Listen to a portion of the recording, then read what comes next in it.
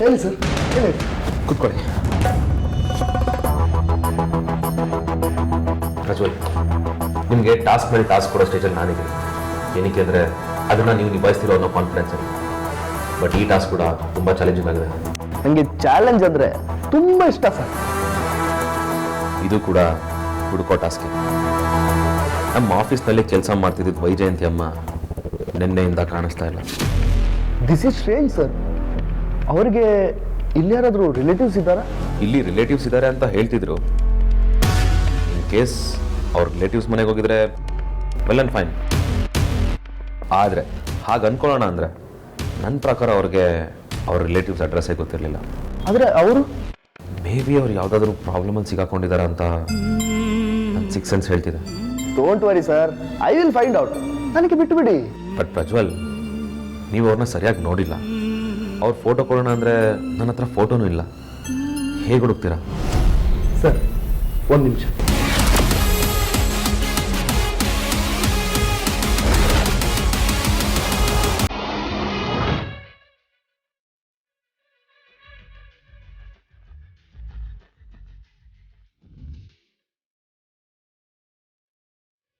Sir, ಈ photo ನಿಮ್ಗೆ ಹೇಗೆ ಸಿಕ್ತು? CC ಕ್ಯಾಮರಾ ಫುಟೇಜಿಂದ ಪ್ರಿಂಟ್ಔಟ್ ತೆಗೆದೆ. Very good Prajwal. ಇನ್ಮೇಲೆ ನನಗೆ ನಿಮ್ಮೇಲೆ ಯಾವ ಡೌಟು ಇಲ್ಲ. ಇದೇ ಥರ ನಮಗೆ ನಮ್ಮ ಅಮ್ಮನ ಫೋಟೋ ಇದ್ದಿದ್ದರೆ ಹುಡ್ಕೋದೆಷ್ಟು ಈಸಿ ಆಗ್ತಿತ್ತಲ್ವಾ? ಸರ್, ಜನರನ್ನು ಹುಡುಕೋ ಕೆಲಸ ಕ್ಯಾಮರಾ ಬಂದ ಮೇಲೆ ಶುರುವಾದದಲ್ಲ. ಇತಿಹಾಸದಿಂದಲೇ ಬೇಹುಗಾರಿಕೆ ನಡೀತಾ ಇತ್ತು. ಯಾವ ಟೆಕ್ನಾಲಜಿ ಇಲ್ಲದ ಕಾಲದಲ್ಲಿ ಹುಡುಕಿದ್ದಾರೆ. ಮತ್ತೆ ಈಗ ಹುಡುಕೋದು ಕಷ್ಟನ? ನಿಮ್ಮ ಕಾನ್ಫಿಡೆನ್ಸ್ ನನಗೆ ಧೈರ್ಯ ಕೊಡ್ತಾ ಇದೆ. ಎಲ್ಲೋ ಒಂದು ಕಡೆ ಇನ್ನೂ ಹೋಪ್ಸ್ ಇದೆ ಅಂತ ಅನಿಸ್ತಿದೆ. ಪಾಸಿಟಿವ್ ಆಗಿರಿ sir. Hope for the best. ನಿಮ್ಮ ಕೆಲಸ ಹಾಗೆ ಆಗ್ತದೆ. Thank you. ಮೊದಲು ಇವ್ರನ್ನ ಹುಡುಕಿ.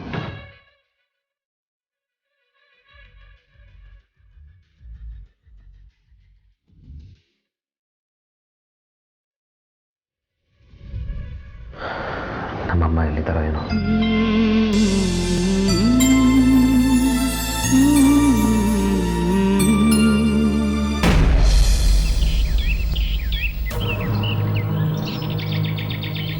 ಇದು ಹೀಗೆ ಆಗುತ್ತೆ ಅಂತ ನಿಮ್ಗೆ ಅಲ್ಲೇ ಹೇಳಿದ್ದೆ, ನೀವು ಕೇಳಲಿಲ್ಲ. ಈಗ ನೋಡಿ ಅವಳೆಷ್ಟು ಬೇಜಾರು ಮಾಡ್ಕೊಂಡಿದ್ದಾಳೆ ಅಂತ. ಪರಿಸ್ಥಿತಿ ಹೇಗಿದೆ ಅಂತ ಗೊತ್ತಿದ್ದು ನೀನು ಹೀಗೆ ಮಾತಾಡ್ತೀಯಲ್ಲ, ನಿನಗೆ ಏನು ಹೇಳಬೇಕೋ ಗೊತ್ತಾಗ್ತಾ ಇಲ್ಲ. ನಮ್ಮ ಪರಿಸ್ಥಿತಿ ಯಾವತ್ತೂ ಬದಲಾಗಲ್ಲ ರೀ. ನಾವು ಪರಿಸ್ಥಿತಿಗೆ ಹೊಂದ್ಕೊಂಡು ಬದುಕ್ತಿದ್ದೀವಿ ಅಂತ ನಮ್ಮ ಮಕ್ಕಳು ಹಾಗೆ ಬದುಕಬೇಕಾ? ಪಾಪ ರೀ, ಅವಳು ಹೊಸ ಬಟ್ಟೆ ಹಾಕ್ಕೋಬೇಕು ಅಂತ ಆಸೆ ಪಡ್ತಿದ್ದಾಳೆ. ಇದರಲ್ಲಿ ತಪ್ಪೇನೂ ಇಲ್ವಲ್ಲ. ಹೇಗಾದರೂ ಮಾಡಿ ಅಂಜುಗೆ ಹೊಸ ಬಟ್ಟೆ ಕೊಡಿಸ್ಬಿಡ್ರಿ. ಬರೀ ಆ ಬಟ್ಟೆ ತರೋದಕ್ಕೆ ನಿನ್ನ ಕಿವಿ ಓಲೆ ಆಡಿಬಿಟ್ಟಿದ್ದೀವಿ. ನೀನು ಓಲೆ ಆಡಿಬಿಟ್ಟಿರೋ ದುಡ್ಡಲ್ಲಿ ಉಳಿದಿರೋದು ಇವಾಗ 2,000 ರೂಪಾಯಿ ಮಾತ್ರ. ಅದನ್ನು ಖರ್ಚು ಮಾಡಿಬಿಟ್ರೆ ರೇಷನ್ ಎಲ್ಲಿಂದ ತರೋದು ಪರಿ?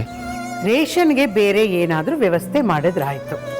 ಪಾಪ ರೀ, ಅವಳು ಕಣ್ಮುಂದೆನೆ ಅವಳ ಅಕ್ಕಂದ್ರು ಹೊಸ ಬಟ್ಟೆ ಹಾಕ್ಕೊಂಡು ಓಡಾಡ್ತಿದ್ರೆ ಅವಳಿಗೆ ಬೇಜಾರಾಗೋದಿಲ್ವಾ? ಪಾಪ ಅದಿನ್ನೂ ಚಿಕ್ಕದು. ಸಿರಿತನ ಯಾವುದು ಬಡತನ ಯಾವುದು ಒಂದು ಗೊತ್ತಿಲ್ಲ. ಅದಕ್ಕೆ ಆಸೆ ಪಡ್ತಾ ಇದೆ. ರೀ, ಕಷ್ಟನ ಸುಖನೋ ಹೊಸ ಬಟ್ಟೆ ಕೊಡಿಸ್ಬಿಡ್ರಿ. ಆಯ್ತು ಪರಿ, ತರ್ತೀನಿ. ಸಾರಿ ಅಮ್ಮ, ನನಗೆ ಈ ವರ್ಷ ಬಟ್ಟೆ ಬೇಡ. ನನ್ನ ಹತ್ರ ಆಲ್ರೆಡಿ ತುಂಬಾ ಬಟ್ಟೆ ಇದೆ. ನಾನು ಅದನ್ನೇ ಹಾಕೊಳ್ತೀನಿ.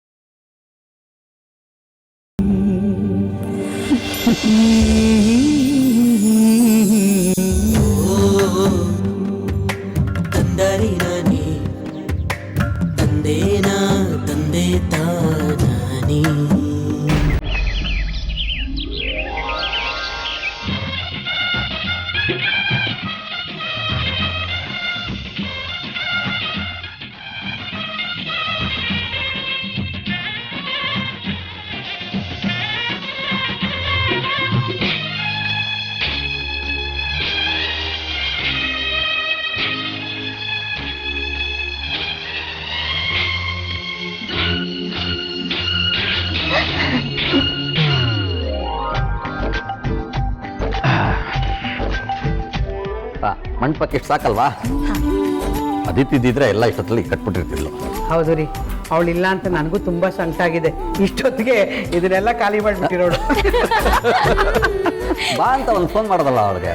ಫೋನ್ ಮಾಡಿದೆ ರೀ, ಅವಳದೇನೋ ಓದ್ತಿದ್ದಾಳಲ್ಲ, ಅದಕ್ಕೆ ಸಂಬಂಧಪಟ್ಟಾಗೆ ಅದೇನೋ ಸೆಮಿನಾರು ಅಂದ್ಲು. ಅಮ್ಮ ಅದು ಸೆಮಿನಾರು ಅಲ್ಲ, ಸೆಮಿನಾರ್. ಅದಿದೆ ಅಂದ್ಲು.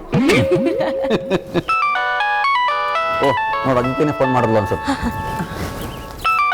ಅಯ್ಯೋ ಅಮ್ಮದು ರೀ. ಹಲೋ ಅಮ್ಮು, ಹೊರಟ್ರಾ? ಎಷ್ಟೊತ್ತಾಗತ್ತೆ ನೀವು ಬರೋದು? ಹಾಂ ಹೊರಟಿದ್ದೀವಿ. ಇನ್ನು ಸ್ವಲ್ಪ ಹೊತ್ತಲ್ಲಿ ಅಲ್ಲಿ ಇದ್ಬಿಡ್ತೀವಿ. ಸರಿನಮ್ಮ, ಹುಷಾರಾಗಿ ಬನ್ನಿ. ಅಮ್ಮ, ನಿಂಗೆ ಇನ್ನೊಂದು ವಿಷಯ ಹೇಳಬೇಕು. ನಾನು ಅದಕ್ಕಂತಾನೆ ಫೋನ್ ಮಾಡಿದೆ. ಏನು ವಿಷಯ ಮಗಳೇ? ಅಮ್ಮ, ನಮ್ಮ ಪ್ಲ್ಯಾನಿಂಗಲ್ಲಿ ಚಿಕ್ಕ ಚೇಂಜಸ್ ಆಗಿದೆ. ನಮ್ಮ ಜೊತೆ ಅತ್ತೆನೂ ಬರ್ತಿದ್ದಾರೆ. ಹೌದಾ? ಹ್ಞೂಮ್ಮ, ಅವ್ರು ಬಾಯಿ ಬಿಟ್ಟು ಬರ್ತೀನಿ ಅಂತ ಹೇಳಿದಾಗ ಬೇಡ ಅಂತ ಹೆಂಗಮ್ಮ ಹೇಳಲಿ, ಅದಕ್ಕೆ ಬನ್ನಿ ಅಂತ ಹೇಳಿಬಿಟ್ಟೆ. ಸರಿ, ಬರಲಿ ಬಿಡು.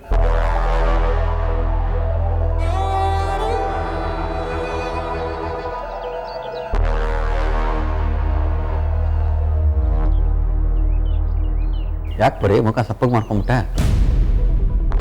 ರೀ, ಅದು ಮಕ್ಕಳು ಮಾತ್ರ ಅಲ್ಲ, ಸುಹಾಸಿನಿಯವರು ಜೊತೆಗೆ ಬರ್ತಿದಾರಂತೆ. ಬರಲಿ ಬಿಡು, ಊಟಕ್ಕೇನು ಕಮ್ಮಿ ಆಗಲ್ವಲ್ಲ? ವಿಷಯ ಅದಲ್ಲ. ಸುಹಾಸಿನಿ ಹೇಗೆ ಅಂತ ನಿಮಗೆ ಚೆನ್ನಾಗಿ ಗೊತ್ತು. ಅವರು ನೆಲದ ಮೇಲೆ ಕೂತು ಊಟ ಮಾಡಲ್ಲ. ನಮ್ಮ ಮನೇಲಿ ಡೈನಿಂಗ್ ಟೇಬಲ್ ಇಲ್ಲ. ಒಂದು ವೇಳೆ ನಾನು ಎಲ್ಲರ ಜೊತೆಗೂ ಅವರನ್ನು ನೆಲದ ಮೇಲೆ ಕೂರಿಸಿ ಊಟ ಮಾಡಿಸಿದ್ರೆ ದೊಡ್ಡ ಹಗರಣನೇ ಮಾಡಿಬಿಡ್ತಾರೆ. ಇಷ್ಟು ಸಾಲದು ಅಂತ ನಮ್ಮ ಮನೇಲಿ ಯಾವುದಕ್ಕೂ ಕೊರತೆ ಇಲ್ಲ, ಚೆನ್ನಾಗಿ ನೋಡ್ಕೊಳ್ತೀನಿ ಅಂತ ಬೇರೆ ಹೇಳ್ಬಿಟ್ಟಿದ್ದೀನಿ. ಬರ್ತೀನಿ ಅಂದವ್ರನ್ನ ಬರಬೇಡ ಅಂತ ಹೇಳೋಕ್ಕಾಗತ್ತ ಪರಿ? ಬರಲಿ ಬಿಡು, ಬಂದಮೇಲೆ ನೋಡ್ಕೊಂಡ್ರಾಯ್ತು. ಅದಕ್ಕೆ ನೀನು ಯಾಕೆ ಇಷ್ಟೊಂದು ಟೆನ್ಷನ್ ಮಾಡ್ಕೋತೀಯ? ಟೆನ್ಷನ್ ಮಾಡ್ಕೊಂಡ ತಕ್ಷಣ ಎಲ್ಲ ಸರಿ ಹೋಗ್ಬಿಡುತ್ತೆ ಅಂತ ಅಂದ್ಕೊಂಡಿದ್ಯಾ? ಮೊದಲೇ ನಿನಗೆ ಉಪ್ಸಾ ಇದೆ, ಆಮೇಲೆ ಏನಾದರೂ ಹೆಚ್ಚು ಕಮ್ಮಿ ಆದರೆ ನೀನು ಸಮಾಧಾನದಿಂದ ಇರು. ಏನು ಮಾಡೋದು ಅಂತ ಯೋಚನೆ ಮಾಡೋಣ. ರೀ, ಅವ್ರ ಮನೆಯಿಂದ ಹೊರಟಿದ್ದಾರೆ, ಇನ್ನು ಅರ್ಧ ಗಂಟೆಲಿ ಬಂದು ಬಿಡ್ತಾರೆ. ಇಷ್ಟು ಅರ್ಜೆಂಟಲ್ಲಿ ಏನು ವ್ಯವಸ್ಥೆ ಮಾಡೋಕ್ಕಾಗತ್ತೆ? ನನಗೆ ಯಾಕೋ ಭಯ ಆಗ್ತಿದ್ಯಪ್ಪ. ಅಪ್ಪ, ಪಕ್ಕದ ಮನೆ ರಾಜು ಅಂಕಲ್ ಮನೇಲಿ ಡೈನಿಂಗ್ ಟೇಬಲ್ ಇದೆ. ಅದನ್ನೇ ಅತ್ತೆ ಬಂದು ಹೋಗೋವರೆಗೂ ತಗೊಂಬಂದ್ರೆ ಹೇಗಿರುತ್ತೆ? ಅಂಜು, ನೀನು ಹೇಳೋದೇನೋ ಸರಿ, ಆದರೆ ಅವ್ರು ಅದನ್ನ ನಮಗೆ ಕೊಡ್ಬೇಕಲ್ಲ. ಅಮ್ಮ, ಕೇಳಕ್ಕಿಂತ ಮೊದಲೇ ಅವ್ರು ಕೊಡಲ್ಲ ಅನ್ಕೊಂಡ್ರೆ ಹೇಗಮ್ಮ? ಕೇಳಿ ನೋಡಿದ್ರೆ ತಾನೆ ಅವ್ರು ಕೊಡ್ತಾರ ಇಲ್ಲೋ ಅಂತ ಗೊತ್ತಾಗೋದು. ಸರಿಯಾಗಿ ಹೇಳಿದೆ ಮಗಳೇ, ಒಂದ್ಸಲ ಕೇಳಿ ನೋಡೋಣ, ಅವ್ರು ಏನು ಹೇಳ್ತಾರೆ ಅಂತ ಗೊತ್ತಾಗತ್ತೆ. ಬರೀ ನಾನು ಅಂಜು ಹೋಗಿ ಬರ್ತೀವಿ, ನೀನೇನು ಟೆನ್ಷನ್ ಮಾಡ್ಕೋಬೇಡ. ನಡಿ ಅಂಜು.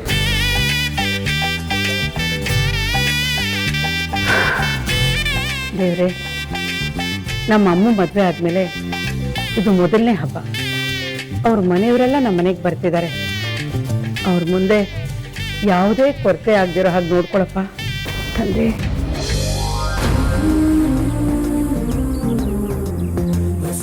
ಅತ್ತೆ, ನೀವು ಸಂಕ್ರಾಂತಿ ಹಬ್ಬಕ್ಕೆ ಅಮ್ಮನ ಮನೆಗೆ ಬರ್ತಿರೋದು ನನಗಂತೂ ತುಂಬಾ ಖುಷಿಯಾಗಿದೆ. ನೀನು ತುಂಬ ಸಲ ಕರೆದಿಲ್ಲ ಆರತಿ. ಅದು ಅಲ್ಲದೆ ನಿಮ್ಮಮ್ಮನ ಕೇಳ್ತಾ ಇದ್ರು ಬನ್ನಿ ಅಂತ ಅಂದ್ಬಿಟ್ಟು. ಬನ್ನಿ ಹೋಗೋಣ.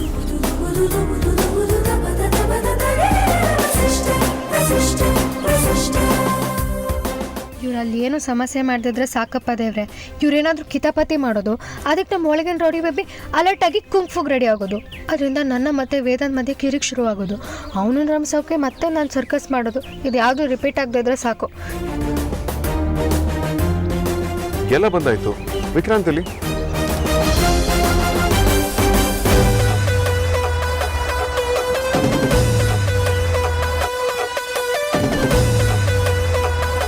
ವಿಕ್ರಾಂತ್,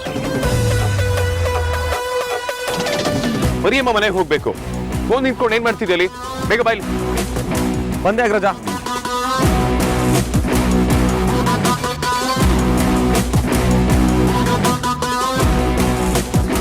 ಅಗ್ರಜ, ನೀನು ನನ್ನ ಜೊತೆ ಬರಬೇಕು. ಎಲ್ಲಿಗೆ ಬರಬೇಕು? ನಮಗೆ ಒಂದು ಇಂಪಾರ್ಟೆಂಟ್ ಕೆಲಸ ಬಂದಿದೆ. ನಾವು ಇಮಿಡಿಯೇಟ್ ಆಗಿ ಹೋಗ್ಬೇಕು. ಬಾ. ಯಾವ ಕೆಲಸನೋ ಹೇಳ್ತೀನಿ, ಮೊದಲು ನಿನ್ನ ಜೊತೆ ಹೊರಡು. ಅಲ್ಲ ಅಪ್ಪ ಅಮ್ಮ ನಾವ್ ಎಲ್ರೂ ಬರ್ತೀವಿ ಅಂತ ಕಾಯ್ತಿರ್ತದ ವಿಕ್ಕಿ. ವಿಕ್ರಾಂತ್, ಅಲ್ಲಿಗೆ ಹೋಗೋದಕ್ಕಿಂತ ಇಂಪಾರ್ಟೆಂಟ್ ನೀನು ಹೇಳ್ತಿರೋ ಕೆಲಸ. ಅಷ್ಟೇ ಇಂಪಾರ್ಟೆಂಟ್ ಅಗ್ರಜ. ಪ್ಲೀಸ್, ನಾವು ಅಂದ್ಕೊಂಡಿರೋ ಕೆಲಸ ಮುಗಿಸಿ ಇಮಿಡಿಯೇಟಾಗಿ ಅತ್ತೆ ಮನೆಗೆ ಹೋಗೋಣ. ಇದನ್ನ ಬರೀ ನಾನು ಡಿಸೈಡ್ ಮಾಡೋದಕ್ಕಂತೂ ಆಗಲ್ಲ. ಲೇಡೀಸ್ ಗ್ಯಾಂಗ್ ಡಿಸೈಡ್ ಮಾಡಬೇಕು. Then I'll be okay with it. ನನಗೆ ಒಪ್ಪಿಗೆ ಇದೆ. ನನಗೆ ಬಾಬನ ಮೇಲೆ ನಂಬಿಕೆ ಇದೆ. ಅವ್ರು ಏನೇ ಮಾಡಿದ್ರು ಅದಕ್ಕೊಂದು ರೀಸನ್ ಇರುತ್ತೆ. ವಿಕ್ರಾಂತ್, ಎಲ್ಲಿಗೆ ಹೋಗ್ತಿದೀವಿ ಅನ್ನೋದನ್ನ ಕರೆಕ್ಟಾಗಿ ಹೇಳು, ಇಲ್ಲ ನಾನಂತೂ ಖಂಡಿತವಾಗ್ಲೂ ಬರೋದಿಲ್ಲ. ಹಾ, ಹೊರಡ್ತಾ ಇದೀವಿ, ಈಗಲೇ ಹೊರಡ್ತಾ ಇದೀವಿ. ಅಗ್ರಜ, ನಾವು ಬಂದ್ಮೇಲೆ ಹಿಂಗೆ ಎಲ್ಲ ಗೊತ್ತಾಗುತ್ತೆ. ಈಗ ಎಕ್ಸ್ಪ್ಲೇನ್ ಮಾಡೋಕೆ ಟೈಮ್ ಇಲ್ಲ, ಬೇಗ ಬಾ ಪ್ಲೀಸ್. ಅಮ್ಮ, ನೀವೆಲ್ಲ ಹೊರಟಿರಿ, ನಾನು ವಿಕ್ರಾಂತ್ ಆಮೇಲೆ ಬರ್ತೀನಿ.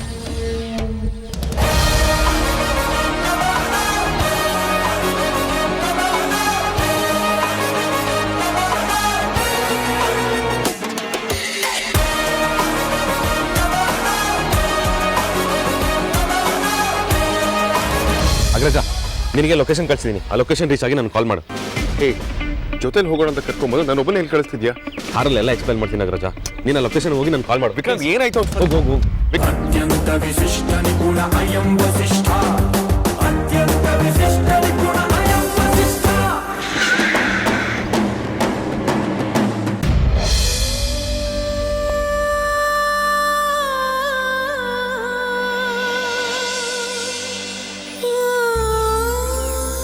ಅಲ್ಲ, ಇವರು ಡೈನಿಂಗ್ ಟೇಬಲ್ ತರ್ತೀನಿ ಅಂತ ಹೋದವ್ರು ಇಷ್ಟೊತ್ತಾದ್ರೂ ಬರಲಿಲ್ವಲ್ಲ? ಅವ್ರುಗಳು ಬೇರೆ ಬರೋ ಹೊತ್ತಾಯ್ತು. ಅವರು ಬಂದಾಗ ಇವರು ಟೇಬಲ್ನ ಹಿಡ್ಕೊಂಡು ಒಳಗಡೆ ಬಂದರೆ ಏನು ಚೆನ್ನಾಗಿರುತ್ತೆ.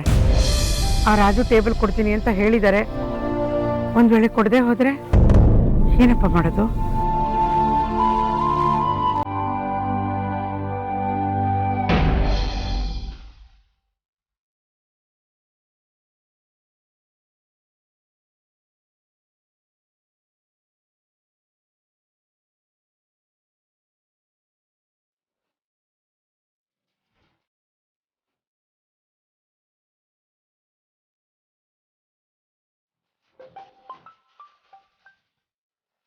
ಪ್ರಜ್ವಲ್, ನೀವು ಕಳಿಸಿರೋ 2 ಲೊಕೇಶನ್ ಅಲ್ಲಿ ಒಂದಕ್ಕೆ ಅಗ್ರಜ ಹೋಗಿದ್ದಾನೆ, ಇನ್ನೊಂದಕ್ಕೆ ನಾನು ಬರ್ತಾ ಇದ್ದೀನಿ. ನೀವೆಲ್ಲಿದ್ದೀರಾ? ಓ, ಅಸಂ ಬಿಲ್ಡಿಂಗ್ ಅಲ್ಲಿದ್ದೀರಾ? I will be right there. Okay.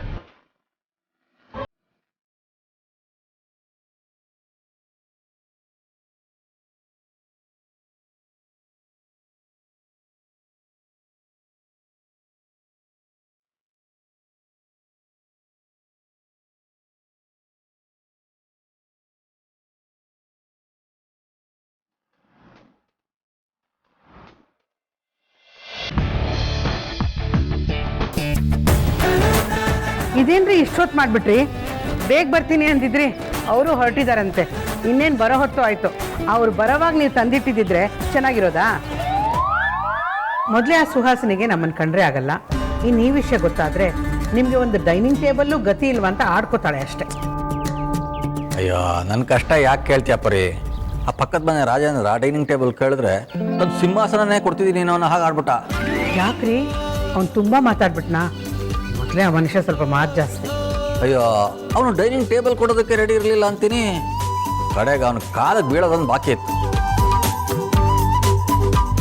ಕಾಡಿ ಬೇಡಿ ಥರ ಅಷ್ಟೊತ್ತಿಗೆ ಇಷ್ಟು ಲೇಟ್ ಆಯ್ತು ನೋಡಿ. ಹೌದಾ? ಹೋಗ್ಲಿ ಬಿಡಿ, ಕೊನೆಗೂ ಕೊಟ್ಟನಲ್ಲ, ಅಷ್ಟು ಸಾಕು. ಕೊಟ್ಟಿದ್ದಾನೆ ಪರಿ, ಆದರೆ ಗಂಟೆ ಲೆಕ್ಕದಲ್ಲಿ ಕೊಟ್ಟಿದ್ದಾನೆ. ಹಾಗಂದ್ರೇನ್ರಿ? ಬರೀ 2 ಗಂಟೆ ಟೈಮ್ ಕೊಟ್ಟು ಡೈನಿಂಗ್ ಟೇಬಲ್ ಕೊಟ್ಟಿದ್ದಾನೆ. ಅಷ್ಟರಲ್ಲಿ ಇದನ್ನು ಅವನ ಮನೆಗೆ ವಾಪಸ್ ತೊಗೊಂಡೋಗಿ ಕೊಡಬೇಕು. ಅಲ್ಲ ರೀ, ಬರೀ 2 ಗಂಟೆಗ ಇಡೀ ದಿನ ಬೇಕು ಅಂತ ಕೇಳುತ್ತಾನೆ? ಹಾಗೇನಾದರೂ ಕೇಳಿದಿದ್ರೆ ಆ ಪಾರ್ಟಿ ಡೈನಿಂಗ್ ಟೇಬಲ್ಲೇ ಮುಟ್ಟಕ್ಕೆ ಬಿಡ್ತಿರ್ಲಿಲ್ಲ. ಬೀಸೋ ದೊಣ್ಣೆ ತಪ್ಪಿದ್ರೆ 1000 ವರ್ಷ ಆಯ್ತು ಅಂತಾರಲ್ಲ, ಹಾಗೆ ಅಂದ್ಕೊಂಡು 2 ಗಂಟೆಗೆ ಒಪ್ಕೊಂಡು ಟೇಬಲ್ ತಗೊಂಬಂದ್ಬಿಟ್ಟಿದ್ದೀನಿ. ತುಂಬ ವಿಚಿತ್ರ ಪಾರ್ಟಿ ಅವನು. 2 ಗಂಟೆ ಬಿಟ್ಟು ನಮ್ಮ ಟೇಬಲ್ ಕೊಡೆ ಅಂತ ಬಂದರೂ ಆಶ್ಚರ್ಯ ಇಲ್ಲ. ಬರೀ 2 ಗಂಟೆಗೋಸ್ಕರ ತಂದಿದ್ದೀರಾ? ಅವ್ರು ಅದಕ್ಕಿಂತ ಜಾಸ್ತಿ ಹೊತ್ತಿದ್ರೆ ಏನ್ರಿ ಮಾಡೋದು? ಏನು ಮಾಡೋಕ್ಕಾಗತ್ತೆ ಪರಿ? ಆ ದೇವರೇ ನಮ್ಮನ್ನು ಕಾಪಾಡ್ಬೇಕು. ಅದು ಸರಿ, ಇದೇನು ಬರೀ ಟೇಬಲ್ ತಂದಿದ್ದೀರಾ? ಕೂತ್ಕೊಳ್ಳೋ ಕುರ್ಚಿ ಬೇಡವಾ? ಅದು ಯಾವಾಗ ತರ್ತೀರಾ? ತರ್ತೀನಿ ಮಾರಾಗಿತ್ತಿ. ಏನೆಲ್ಲ ಒಟ್ಟಿಗೆ ಹೊತ್ಕೊಂಡ್ಬರೋದಕ್ಕಾಗತ್ತಾ? ನನಗೇನು 8-10 ಕೈಗಳಿದಾವ? ಈಗ ಹೋಗ್ತಾ ಇದ್ದೀನಿ ಬಿಡು. ಮತ್ತೆ ತಡ ಮಾಡ್ಬಿಡಿ, ಬೇಗ ಬನ್ನಿ. ಇಲ್ಲೇ ಗಾಡಿ ನಿಲ್ಸಿ.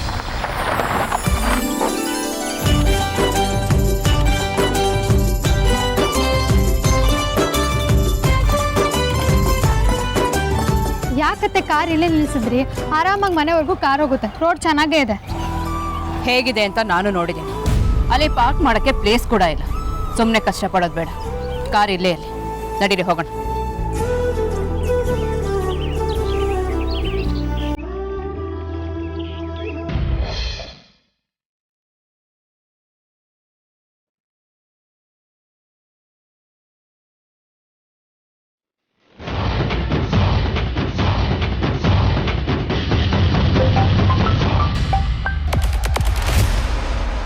ಹೇಳ ಅಗ್ರಜ.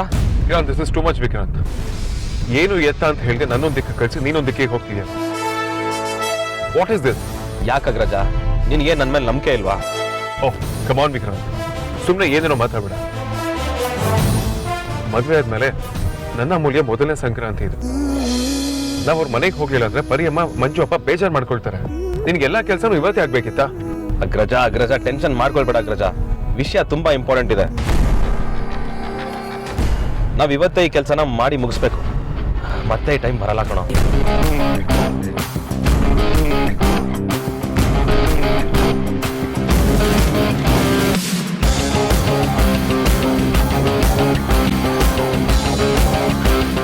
ವಿಕ್ರಾಂತ್ ಪ್ಲೀಸ್, ಈಗಲಾದ್ರೂ ಏನ್ ವಿಷಯ ಅಂತ ಹೇಳು.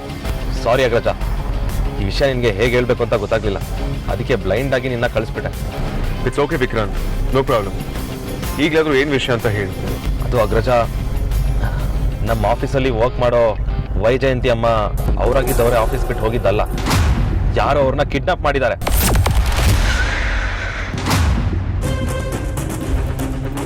ಈಗ ನಾವು ಅವ್ರನ್ನ ರೆಸ್ಕ್ಯೂ ಮಾಡಕ್ ಹೋಗ್ತಿದೀವಿ. ವಾಟ್? ಕಿಡ್ನಾಪ್? ಏನ್ ಹೇಳ್ತಿದ್ಯಾ ವಿಕ್ರಾಂತ್ ನೀನು? ಅವ್ರನ್ನ ಕಿಡ್ನಾಪ್ ಮಾಡಿದಾರ? ಹೌದು ಅಗ್ರಜ, ನಾನು ನಿಜಾನೇ ಹೇಳ್ತಿದ್ದೀನಿ. ಅಲ್ಲ ವಿಕ್ರಾಂತ್, ಅವ್ರನ್ನ ಯಾಕೆ ಕಿಡ್ನಾಪ್ ಮಾಡ್ತಾರೆ? ಅವ್ರು ಕಿಡ್ನಾಪ್ ಮಾಡಿ ಏನಾಗಬೇಕಾಗಿದೆ? ಅದೇ ನನಗೂ ಗೊತ್ತಾಗ್ತಿಲ್ಲ ಅಗ್ರಜ, ಬಟ್ ಕಿಡ್ನಾಪ್ ಆಗಿರೋದ್ರಲ್ಲಿ ಡೌಟೇ ಇಲ್ಲ.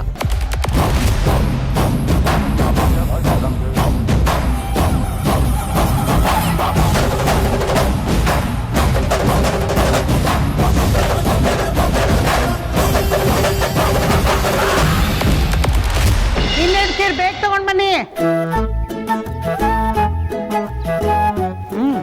ಪರವಾಗಿಲ್ಲ, ಸುಮಾರಾಗಿದೆ.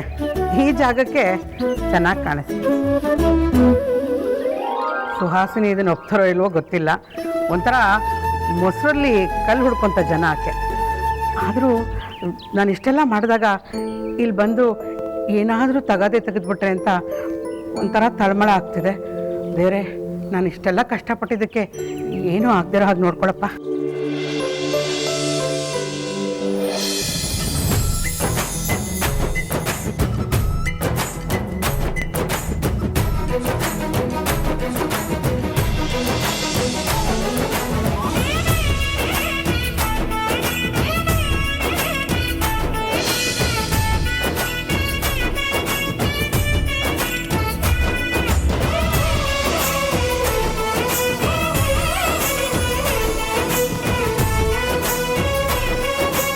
ಅಮ್ಮ ಬೇಗ ಬಾ, ಆರ್ತಿ ಅಕ್ಕ ಅಮ್ಮ ಅಕ್ಕ ಬಂದಿದ್ದಾರೆ. ಅಯ್ಯೋ, ಅಮ್ಮ ಮನೆಯವ್ರು ಬಂದ್ಬಿಟ್ರಾ? ನಮ್ಮವ್ರಿನ್ನೂ ಬಂದಿಲ್ವಲ್ಲ, ಏನು ಮಾಡಲಿ ಈಗ?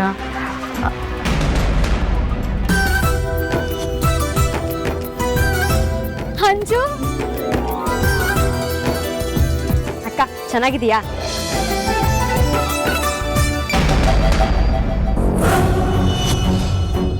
ಹೀಗೆ ಒಂದೊಂದೇ ಹೊಡೆದಾಗ್ತಾ ಇದ್ರೆ ನಿಮ್ಮಪ್ಪ ತಂದ್ಕೊಡ್ತಾನ.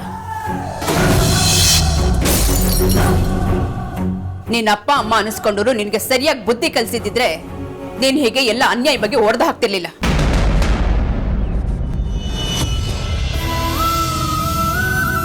ಅಂದ್ರ ಆರಾಮಾಗಿ ಬಂದ್ರಿ ತಾನೆ? ಹಾಂ ಆರಾಮಾಗಿ ಬಂದ್ವಿ. ಹೇಗಿದ್ದೀರಾ ಸುಹಾಸಿನಿ ಅವರೇ? ನಾನು ಚೆನ್ನಾಗಿದೆ.